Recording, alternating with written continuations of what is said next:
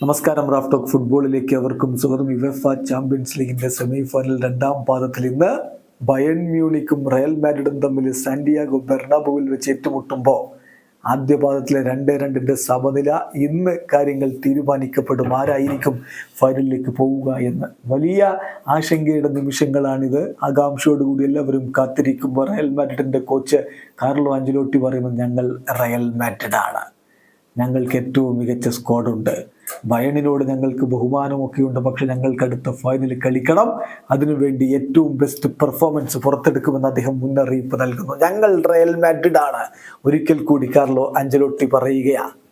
അദ്ദേഹത്തിന്റെ വാക്കുകളിലേക്ക് ഒന്ന് പോകാം. ഇന്നലെ പ്രീ മാച്ച് പ്രസ് കോൺഫറൻസിൽ അദ്ദേഹം പറഞ്ഞ വാക്കുകൾ യുവേഫയുടെ ഒഫീഷ്യൽ വെബ്സൈറ്റ് തന്നെ റിപ്പോർട്ട് ചെയ്യുന്നത്. അദ്ദേഹം പറയുന്നു, I always have a lot of confidence because we are Real Madrid.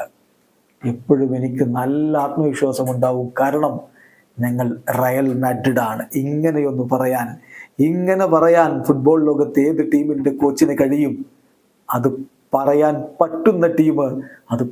പറ്റുന്ന ടീമിൻ്റെ കോച്ച് റയൽ മാഡ്രിഡിൻ്റെ കോച്ച് കാർലോ ആഞ്ചലോട്ടി തന്നെയാണ്. കാരണം യുവേഫ ചാമ്പ്യൻസ് ലീഗിൽ അവരോളം മുത്തമിട്ട മറ്റൊരു ടീമില്ല.